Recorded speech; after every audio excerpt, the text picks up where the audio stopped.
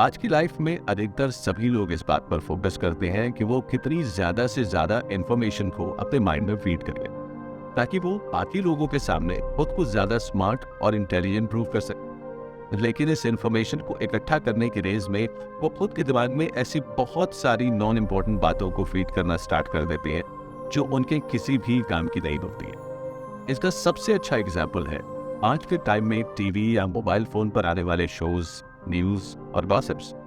Celebrity की life से जुड़े हुए इंसिडेंट हो या किसी पॉलिटिकल पार्टी से जुड़े हुए किस्से, लोग उनके बारे में छोटी से छोटी डिटेल रखना पसंद करते हैं और वो इस इंफॉर्मेशन को खुद तक ही लिमिटेड नहीं रखते, बल्कि इतनी ही एनर्जी वो दूसरे लोगों तक पहुंचाने में भी खर्च कर देते हैं। अगर आप भी इस तरह की इंफॉर्मेशन को कलेक्ट करने में इंटरेस्ट रखते हैं तो क्या आपने कभी सोचा है कि ये इंफॉर्मेशन आपको रिटर्न के फॉर्म में क्या वैल्यूएबल चीजें देती है? शायद कुछ भी नहीं। इसके बदले में आपके कीमती टाइम, एनर्जी और कंसंट्रेशन जैसी चीजें ले लेती है। लोग जब एक ग्रुप में शामिल होते हैं और वहां चल रहे किसी डिस्कशन का पार्ट होते हैं, तब उनमें एक तरह की ईगो फीलिंग डेवलप हो जाती है और ये ईगो जुड़ा होता है खुद को इंफॉर्मेटिव पर्सन साबित करने का।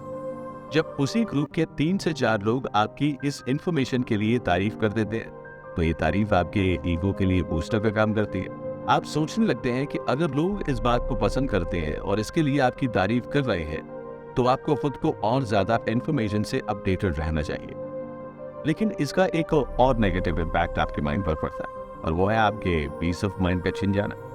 आपने देखा होगा कि जब आप किसी कमरे को जरूरत से ज्यादा सामान से भर देते हैं तो वो एक सुंदर लिविंग स्पेस के बजाय किसी सर्वाइविंग बॉक्स जैसा दिखाई देने लगता है। ठीक यही लॉजिक माइंड के साथ भी काम करता है। अगर आप जरूरत से ज्यादा इंफॉर्मेशन या बर्डन को माइंड पर डालेंगे तो आप इसकी नेचुरल एबिलिटी को भी खो देंगे।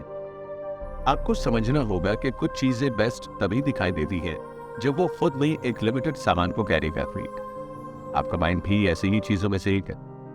हर तरह की इंफॉर्मेशन को कलेक्ट करने से बेहतर है कि आप अपने माइंड की स्टोरेज कैपेसिटी को समझें और उसी के अकॉर्डिंग सभी जरूरी इंफॉर्मेशन को एक ऑर्गेनाइज्ड तरीके से इसमें स्टोर करें। ग्रुप में चल रहे डिस्कशन में हर चीज का जवाब देने के बजाय आप लोगों के सामने एक ऐसी इमेज बनाकर रख सकते हैं जिसका माइंड शांति से सुनने और सिर्फ जरूरत वाली इंफॉर्मेशन को इकट्ठा करने में ज्यादा इंटरेस्ट रखता है।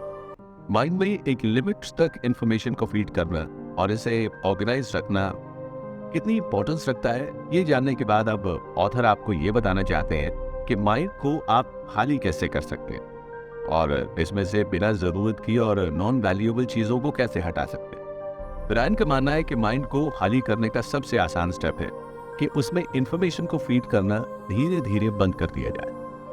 आप अपने गैजेट से ऐसे सभी सोर्स को हटा सकते हैं जो आपको नॉन वैल्यूएबल इंफॉर्मेशन प्रोवाइड करते हैं। आप अपने गैजेट और किसी भी सोशल प्लेटफॉर्म के यूज को कम करके भी माइंड को फ्री और खाली होने का फील ले सकते हैं। दूसरा रास्ता यह है कि आप जब भी किसी भी काम को एग्जीक्यूट कर रहे हो तो दूसरे टास्क के बारे में सोचना बंद कर दें। इससे 2 फायदे हो सकते हैं।